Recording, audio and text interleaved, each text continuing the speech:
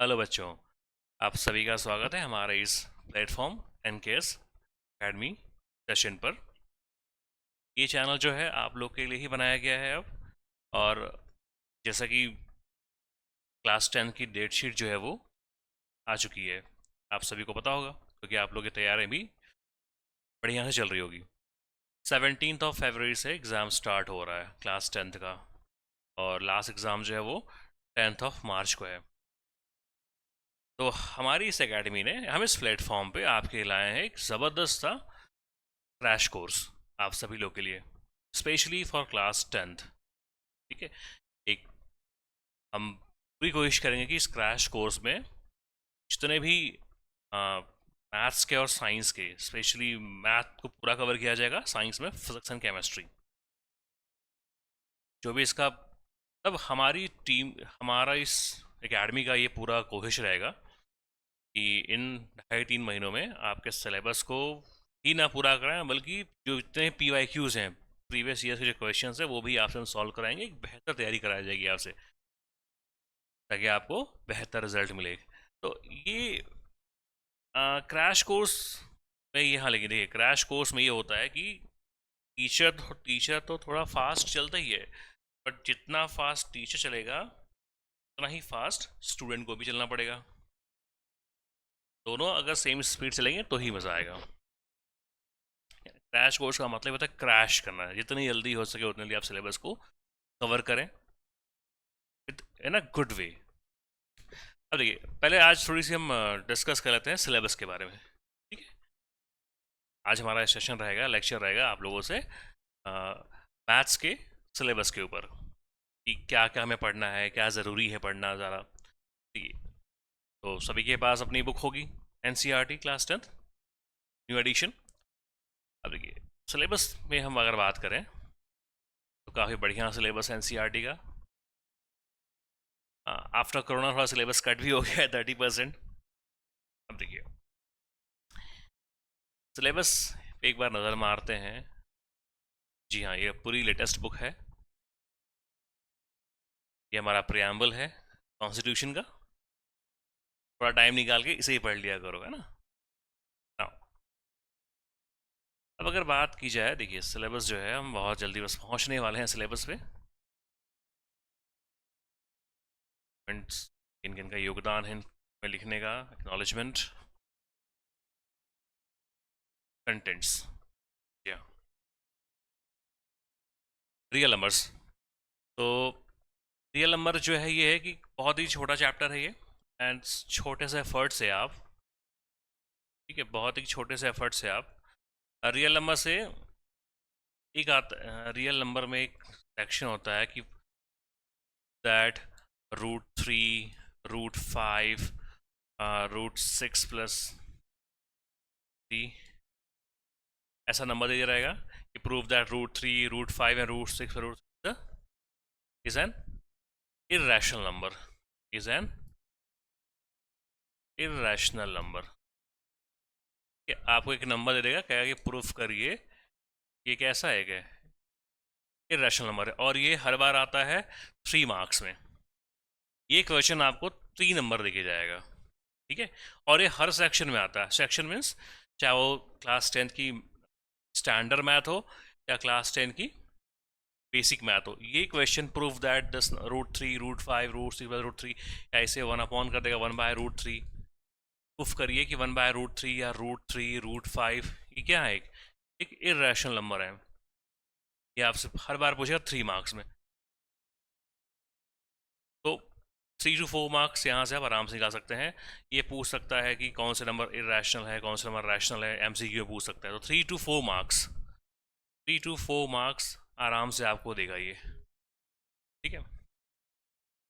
3 to 4 mark आपको आराम से देगा ये।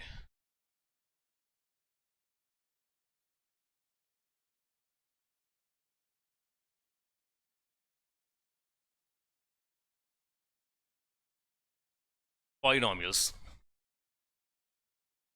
पॉलिनॉमियल्स, ठीक है। पॉलिनॉमियल्स में geometrical meaning of the zeros of polynomial, जैसे ग्राफ्स हैं, पता लगाना होता है। जैसे दे दिया ग्राफ, पता लगे कि नंबर ऑफ जीरोज कितने हैं, है ना?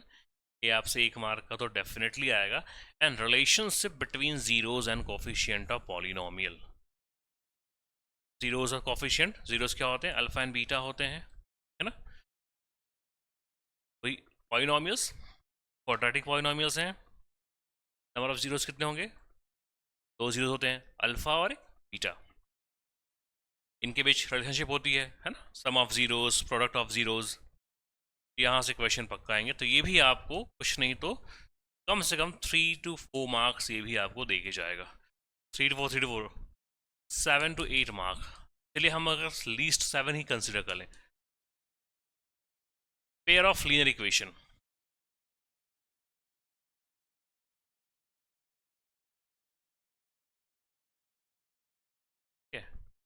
Pair of linear equation, pair of linear equation में क्या होता है? दो मेथड इसमें। Pair of linear two variables, दो हमारे पास इक्वेशन होंगे, x plus y is equals to 6, x plus 2y is equals to 5, find the values of x and y। तो अगर हमें वैल्यूज फाइंड करनी होती तो उसके 3 मेथड होते हैं। सब्स्टिट्यूशन मेथड, एलिमिनेशन मेथड, एक और मेथड होती है cross multiplication method. But Covid के बाद वो सिलेबस से कट हो गया है, तो हमें सिर्फ इन दोनों पे ध्यान देना है। ठीक, वर्ड प्रॉब्लम आते हैं इससे, एज प्रॉब्लम आता है, एज वाले की 2 साल पहले इतनी एज थी, 5 साल बाद इतनी होगी तो अभी कितनी एज है, इस टाइप के क्वेश्चन इससे आते हैं। ये इससे भी आपको कम से कम, ये आपको कितना भी कम करें 3 मार्क्स तो ये भी आपको देके जाएगा। तो अभी तक टोटल 10 मार्क्स हो चुके हैं जी। हम सबसे कम नंबर लेके चल रहे हैं अभी, है ना? अब मिनिमम मार्क्स लेके चल रहे हैं, मैक्स लेके नहीं चल रहे हैं। ठीक है, ये हो गया। हाँ, इसमें एक ग्राफिकल मेथड, ग्राफ बनाना पड़ता है। एक लाइन ये गई और अगर एक लाइन ऐसी आ गई, अगर यहाँ पे कट हो गया तो ये कौन सा हो गया? यूनिक सोल्यूशन हो गया। ये भी ग्राफ भी आपका 2 मार्क्स कम में नहीं आता। तो ये भी क्वेश्चन आपको, ये भी चैप्टर आपको 3 to 4 मार्क्स दे के जाएगा। मतलब अभी तक हमें 3 चैप्टर हमारे 11 मार्क्स, है ना? अगेन मैं आपसे कह रहा हूँ हम क्या लेके चल रहे हैं? मिनिमम लेके चल रहे हैं हम। Quadratic, okay, now quadratic. अब देखिए क्वाड्रेटिक की बात अगर करें हम, अभी तक हमारे कितने 10 मार्क्स की बात हुई थी, अभी तक 10 मार्क्स की बात हुई थी। Quadratic, nature of roots, solution of a quadratic equation by factorisation method, quadratic expression. तो इसमें 2 तरीके होते हैं। Solution of quadratic equation by factorisation हो सकता है, and by quadratic formula, by quadratic formula, Acharya formula, है ना? तो ये भी आपको 3 दे के जाएगा। अगर हम 3 भी करें तो 13 मार्क्स। अभी तक हमारे 13 मार्क्स हुए। अर्थमेटिक प्रोग्रेशन, ठीक है, अर्थमेटिक प्रोग्रेशन की अगर बात की जाए तो अर्थमेटिक प्रोग्रेशन मिनिमम आपको 5 मार्क्स दे के ही जाता है। ठीक है, मिनिमम 5 मार्क्स आपको दे के ही जाता है अर्थमेटिक प्रोग्रेशन, मिनिमम। तो 13 + 5 अभी तक 18 मार्क्स। और अर्थमेटिक प्रोग्रेशन में क्या है? अर्थमेटिक प्रोग्रेशन में आपको 2 ही फॉर्मूले हैं। एक है an is equals to a plus n minus 1 into d. अगर आप बोले कि 7th term of the AP क्या होगा, 10th term of the AP क्या होगा, 11th term of the AP क्या होगा, तो आपको ए फॉर्मूला लगाना, an वाला। एक होता है सम ऑफ, ये nth टर्म का फॉर्मूला है, and sum of first n बोलेगा तो ये क्या होता है? S n is equals to n by 2 a plus n minus 1 into d. ऐसा मतलब फर्स्ट n टर्म्स, मतलब ऐसा बोले कि देखिए एपी में आपको वर्ड, एपी के क्वेश्चंस में वर्ड प्ले बहुत होते हैं। क्वेश्चन कह रहा है कि फाइंड द 21st टर्म, ठीक है, अगर क्वेश्चन कह रहा है फाइंड द 21st टर्म, तो अगर first find the 21st term तो आपको ये लगाना है nth term formula, find the 21st term, that means A21 की बात हो रही है। इफ क्वेश्चन की डिमांड हो रही है sum of first n term, question ये कह रहा है find the sum of first, find the sum of first 21 term, find the sum of first 21st term, that means S21 की बात हो रही है। बस ये इतना आपने अगर समझ गए तो ये बन जाएंगे सब, यही दो फॉर्मूले इसमें चलते हैं। ठीक है, तो ये मिनिमम आपको 4 5 देगा। 80 मार्क्स हमारे अभी तक यहाँ तक हो गए। ट्रायंगल्स, ट्रायंगल से देखिए यहाँ से 5 मार्क्स फिक्स है। दो थ्योरम है, एक बीपीटी है, एक इन्वर्जन ऑफ बीपीटी है, वहीं से आपको प्रूफ करने की प्रूविंग आती है। तो मिनिमम 5 मार्क्स से आता है आपसे। ठीक है, फिलहाल अगर इसको मैं जोड़ दूँ तो 23 मार्क्स हो रहे हैं। ठीक है, ये अभी हमारी मार्किंग चल रही है। अब मैं आपको बताऊंगा कि क्रैश कोर्स में इसका क्या इंपॉर्टेंट रोल रहेगा। ठीक है, अभी तक 23 मार्क हुआ, ट्रायंगल्स को मैं लेके जोड़ रहा हूँ तो। हाँ, अब सबसे जो ईजिएस्ट पार्ट आने वाला है अभी तक हमारा, ठीक है, कोऑर्डिनेट ज्योमेट्री। अभी तक हमारा 23 मार्क्स हुए थे, जिसमें 5 मार्क्स हमारे किसके हैं, ट्राइंगल्स के हैं जी। ठीक है ना, कोऑर्डिनेट ज्योमेट्री में डिस्टेंस फार्मूला, एक डिस्टेंस फार्मूला होता है, क्या होता है, x2 माइनस x1 का square plus y2 minus y1 का स्क्वायर, एक ये फार्मूला है। Now section formula, x is equals to m1 x2 plus plus m2 x1 upon m1 plus m2, और जब y के लिए आएगा तो x की प्लेस में y जाएगा, y is equals to m1 y2 plus m2 y1 upon m1 plus m2। बस यही फॉर्मूले हैं जी। एक और इसमें हो जाता है, दिया नहीं यहाँ पे, पर उसका यूज होता है mid point. x is equals to x1 plus x2 by 2 and y is equals to y1 plus y2 by 2। ठीक है, डिस्टेंस फॉर्मूला है x2 माइनस x1 का whole over x2 minus x1 का whole square plus y2 minus y1 का whole square, एक ये formula है। Section formula m1 x2 plus m2 x1, y की जगह x की प्लेस से y आ जाएगा, एक होता है मिड पॉइंट थ्योरम। तो डिस्टेंस फार्मूला में सिर्फ आपके कोऑर्डिनेट्स पता होने चाहिए कि x1 x2 क्या है, और आपको इस गिवन फार्मूले में उसको पुट कर देना है और सिर्फ कैलकुलेट करना है और कुछ भी नहीं करना है। ये मिनिमम ये भी 7 मार्क्स खाता है, अगर ऐड करें हम ये हो रहे हैं 30 मार्क्स। इंट्रोडक्शन ऑफ ज्योमेट्री है। अब ये जो सबसे जो हार्ड पोर्शन में आ रहा है, हार्ड मतलब थोड़ी आपको हमें मेहनत करनी पड़ेगी। Introduction to geometry. देखिए, ज्योमेट्री का पूरा जो सेक्शन होता है वो ये दिखाता है कि पूरी ज्योमेट्री आती है 10 मार्क्स की आती है, पूरी ज्योमेट्री 10 मार्क्स की आती है। ये हाइट एंड डिस्टेंस से हमारा क्या है, वर्ड प्रॉब्लम आएगा और मिनिमम 4 मार्क्स आपको देके जाएगा, ये 4 मार्क्स देके ही जाएगा।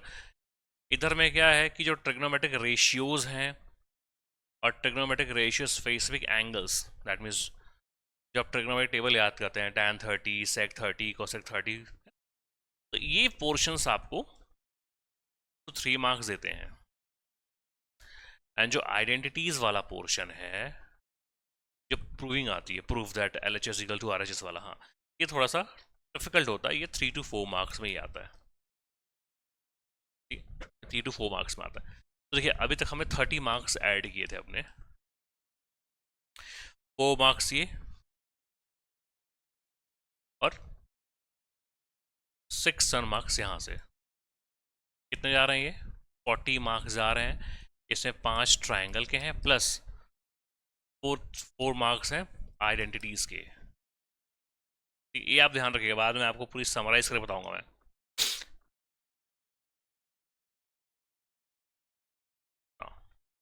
Circles, introduction. सर्कल्स जैसे हमारा ट्रायंगल था प्रूविंग वाला, वैसे ही हमारा सर्कल होता है प्रूविंग वाला, और ये भी 5 to 6 मार्क का आता है, मिनिमम 5 मार्क्स का आता ही आता है। अभी तक हमारा 40 हुआ था प्लस 5, ये हमारे टोटल हो गए 45। एरिया रिलेटेड सर्कल, एक ही चैप्टर है जिसमें area of sector, area of segment, बस ये भी आपको कुछ नहीं तो मिनिमम 4 मार्क्स देके ही जाएगा। ये आपके 5 हो गया, 49 मार्क्स। देखिए हो सकता है कि बाद में सम टोटल करने पे कुछ मार्क्स वैरी हो सकते हैं, क्योंकि मैं मिनिमम मार्क्स लेके चल रहा हूँ, है ना। अभी तक 49 मार्क्स हुई है।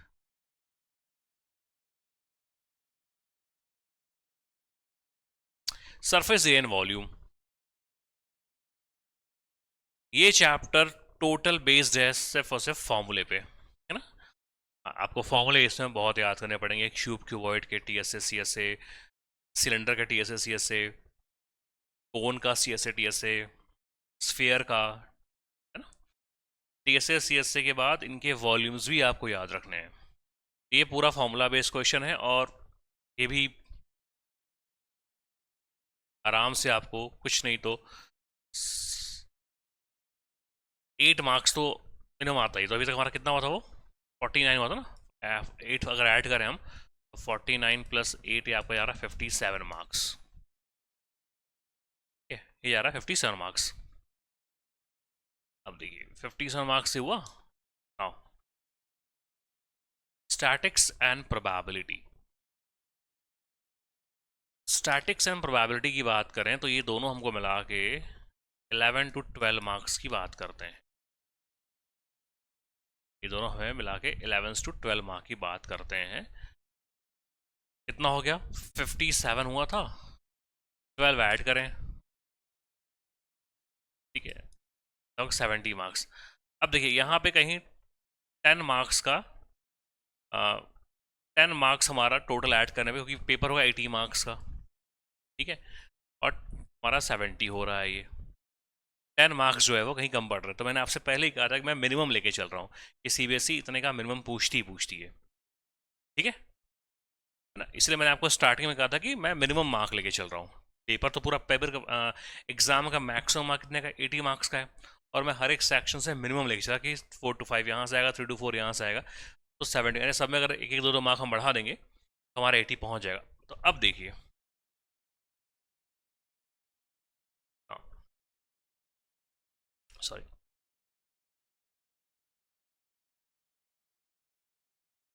अब देखिए मैं आपको इधर बता रहा हूँ, सुन,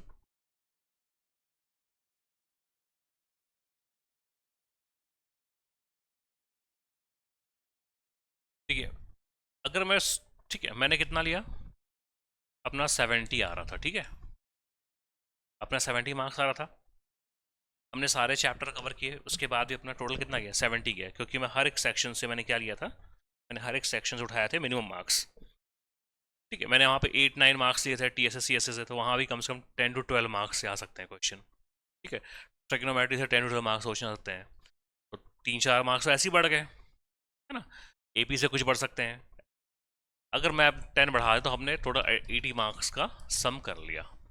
हाँ, अब देखिए इस 80 मार्क्स में से, अब इस 80 मार्क्स में से अगर मैं माइनस करूं ट्रायंगल, सपोज कि ट्रायंगल नहीं आपसे बन रहा है, प्लस सर्कल जो प्रूविंग वाली है वो आपसे नहीं बन रही है, ठीक है, ट्रायंगल को हमने 6 मार्क्स प्लस, क्योंकि मैंने मिनिमम लिया था 5, थोड़ा बढ़ा के ले रहा हूँ मैं सीबीएसई अकॉर्डिंग 6, इसको भी 6 मान लें हम, तो 6 हो रहे हैं 12 मार्क्स के। 80 माइनस 12, 68 मार्क्स। अगर एग्जाम में आपने ट्रायंगल और सर्कल को बिल्कुल टच भी नहीं किया, आपसे बिल्कुल सॉल्व भी नहीं हुआ, तो भी आपके पास 68 मार्क्स का सेक्शन बचा हुआ है।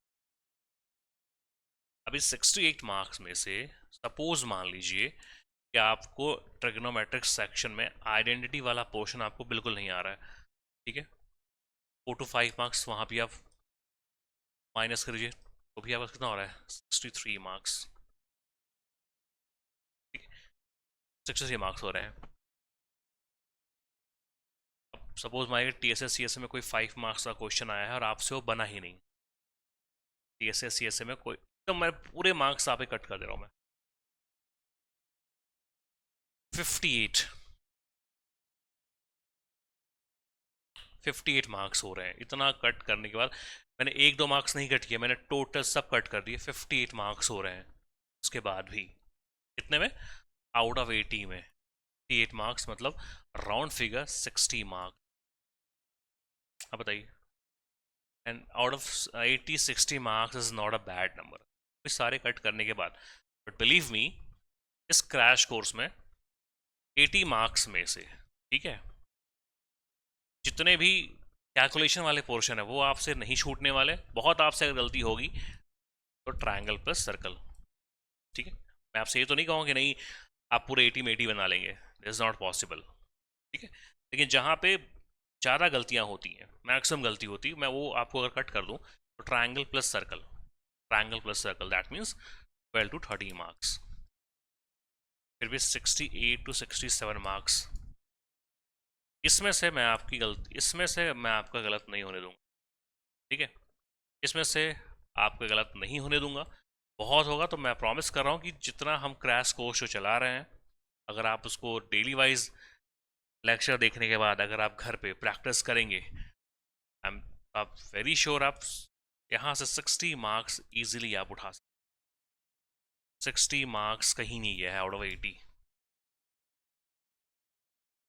60 मार्क्स कहीं भी नहीं गए हैं आउट ऑफ 80 में, सिर्फ इन 2.5-3 महीनों में आ जाएंगे आपके, बिल्कुल आएंगे, ठीक है? मैं 80 में 80 का प्रॉमिस नहीं कर रहा हूँ आपसे, मैं पूरे में पूरा आएगा नहीं। जो चीज़ें हो सकती हैं वो वही हम बात करेंगे आपसे। तो आउट ऑफ 80 में 60 मार्क्स आपके आ सकते हैं अभी भी मैथ में।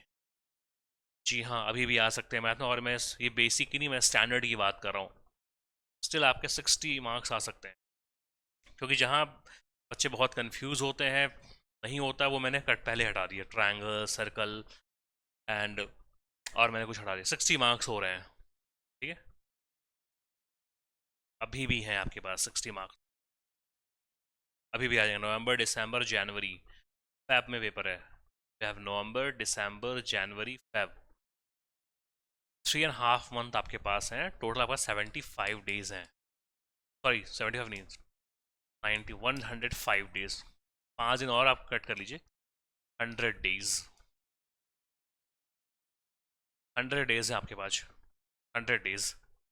100 दिनों में 60 मार्क्स, प्रॉमिस है आपका आ जाएगा।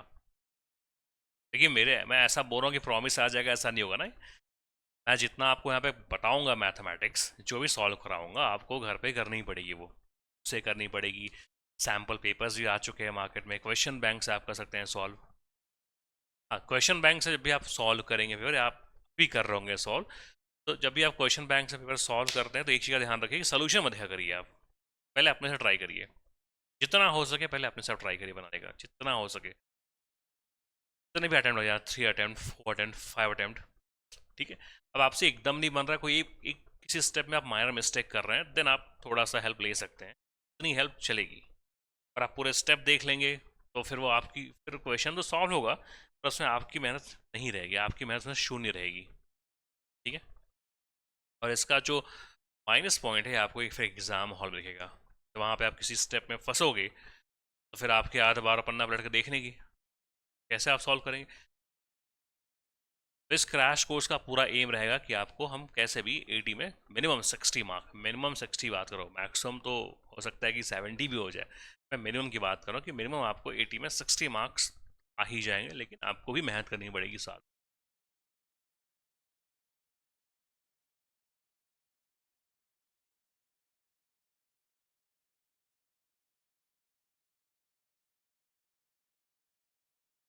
स्टैटिक्स एंड प्रोबेबिलिटी जो होते हैं, स्टैटिक्स एंड प्रोबेबिलिटी, ये समझिए कि ये अगर ये ना होते तो फिर स्कोर करना बहुत मुश्किल होता। प्रोबेबिलिटी स्टैटिक्स में कुछ भी नहीं है, आई थिंक।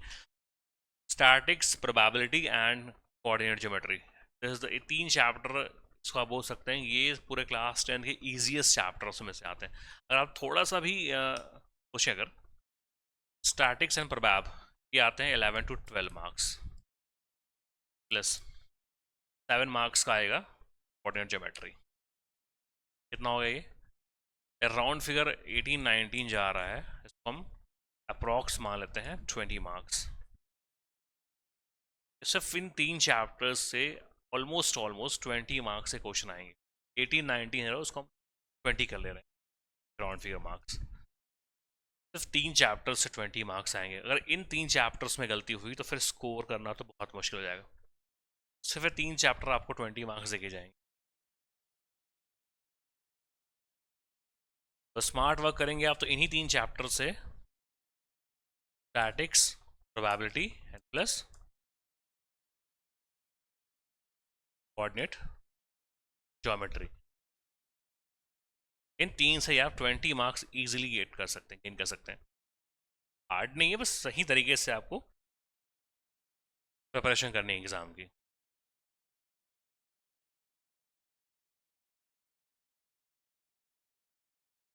ये आपका सिलेबस रहा है।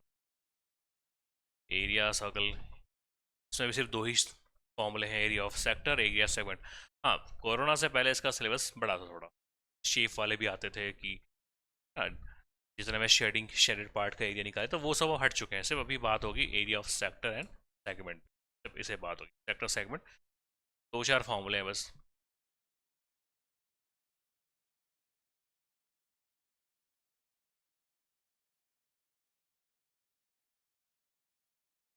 ये हमारा पूरा रहा मैथ्स का सिलेबस।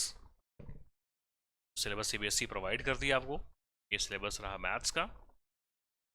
लेकिन हम जो है, हमारे पास समय, टाइम बहुत कम नहीं है, पर हाँ, कम तो है टाइम भाई। तो इस टाइम में क्रैश कोर्स आपके लिए हम लाएंगे, लेकिन आपको भी हमारे साथ उतनी ही मेहनत करनी पड़ेगी, कोऑपरेशन पूरा करना पड़ेगा, है ना। तो ये आपके रिजल्ट में अच्छे मार्क्स देंगे। और जितना हमने चैप्टर अगर हम हटा भी दे, तो ये ऑलमोस्ट 60 मार्क्स बन रहे, जस्ट 3.5, है ना। थोड़ी सी आपकी स्मार्ट वर्क आपको आउट ऑफ 80 में आपको 60 मार्क्स दिला सकती है मैथ्स में, स्टैंडर्ड में मिनिमम 60 मार्क्स। बाकी अगर आप थोड़ा सा आपने और अपने से एक्स्ट्रा वर्क कर दिया, जो गलतियां होती हैं ट्रायंगल सर्कल में, अगर वो गलतियां आपने नहीं की, तो आपका 65 प्लस जाएगा मार्क्स आराम से, इजीली। ये तो हमारा मैथ का हुआ।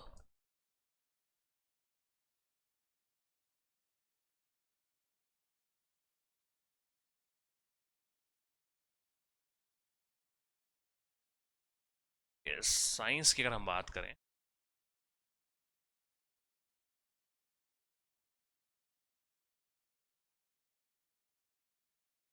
साइंस में बच्चों मैं आपको पढ़ाऊंगा फिजिक्स एंड केमिस्ट्री।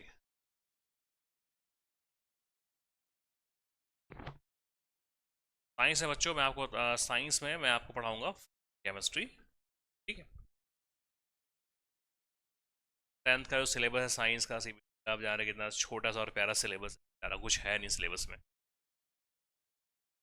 ये तो कहो तो मैं आपको एक महीने में कंप्लीट करा दूँ, सर केमिस्ट्री, है ना।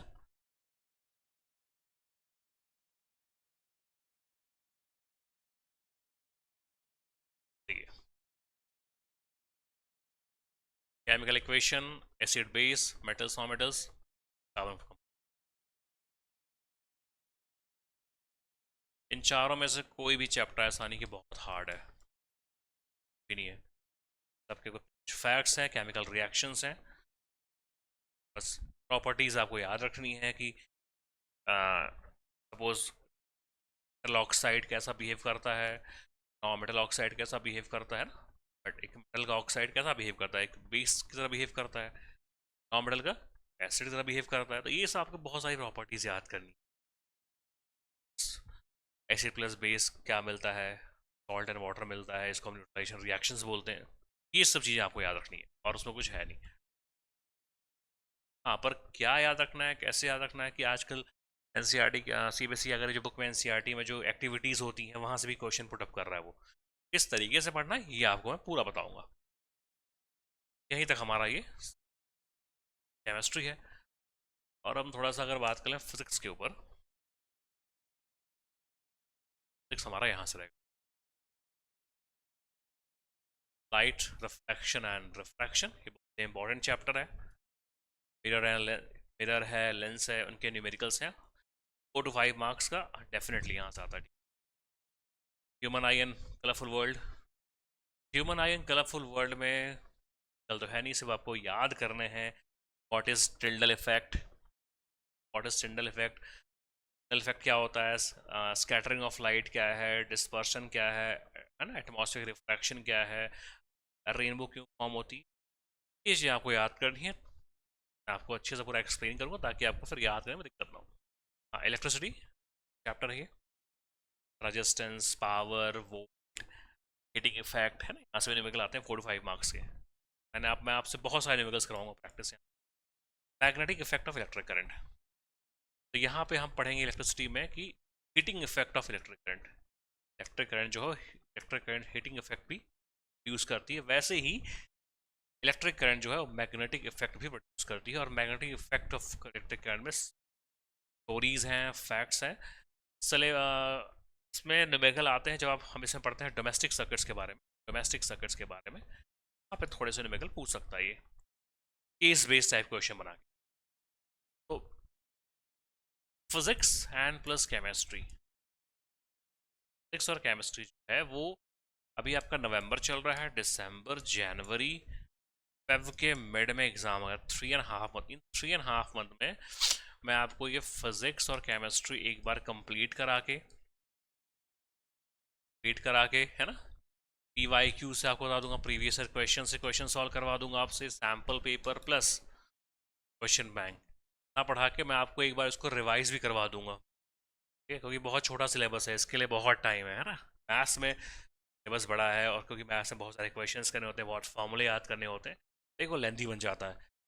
इसमें आप टेंशन ही बिल्कुल मत लो। हाँ लेकिन जो एक बात है भाई, देखिए जो आपसे मैं बता रहा हूँ, बायो का जो सेक्शन है, बायो आपको अपने से करनी पड़ेगी। ये बायो आपको बहुत चैप्टर्स नहीं बायो में है, लाइफ प्रोसेस है, कंट्रोल कोऑर्डिनेशन है, how to organism reproduce, IT, ये 4 चैप्टर हैं आपको, ये आपको अपने करने पड़ेंगे, ठीक है? क्योंकि बायो में मुझे कोई आइडिया नहीं है, मेरा हाथ बहुत तंग है बात, तो ये बायो वाला सेक्शन आप अपने से कर लीजिएगा। मैथ्स, फिजिक्स, केमिस्ट्री ये मैं आपको कराऊंगा, अच्छे से कराऊंगा, ये मेरी पूरी गारंटी है। इसके लिए आप बिल्कुल श्योर रहिए, एकदम श्योर रहिए। आपको बहुत सारे, सिर्फ ऐसा नहीं क्रैश कोर्स में आपको बहुत स्पीडली से भगा दूंगा, ऐसा नहीं है। क्रैश कोर्स का मतलब ये है कि जो हम एक क्रैश कोर्स में आपको, ये नहीं कि मैंने आपको क्वेश्चन बताया फिर हम थोड़ा स्पीड से आ रहे हैं, आपके डाउट क्लियर नहीं हो रहे हैं, ऐसा कुछ नहीं होने वाला। क्रैश कोर्स का मतलब ये है कि जो आप लेजी पढ़ रहे हैं, आराम से रे पढ़ लेंगे, अभी तो क्रिसमस आ जाए, न्यू ईयर आ जाए, नहीं। क्रैश कोर्स का मतलब ये है कि डेली रेगुलर क्लास चलेंगी और इंटेंस क्लासिंग होगी, ताकि आपको इंटरेस्ट रहे और आप रेगुलर पढ़ें, थोड़ी स्पीड लाएं पढ़ाई में, सिलेबस कंप्लीट हो जाएगा, या हर एक डाउट का भी ध्यान रखा जाएगा। ऐसा नहीं कि भगे जा रहे हैं सिर्फ क्रैश कोर्स भैया, अब तो बस सिलेबस पूरा करा दिया आप जाते हैं, ऐसा कुछ नहीं होने वाला। क्रैश कोर्स का मतलब ये है कि जो आप बहुत ही आराम से पढ़ रहे हैं, तो फुर्ती आए और आप अटेंटिव हो कि नहीं भाई पढ़ना है, एग्जाम है, ठीक है? चलिए फिर एक्शन शुरू करेंगे अब हम, क्योंकि एग्ज़ाम भी है। हमारा काम है आपसे करा के बहुत सारे PYQs कराएंगे। चलिए फिर जल्दी ही मिलते हैं आपसे अगली क्लास में। Okay, bye bye, take care.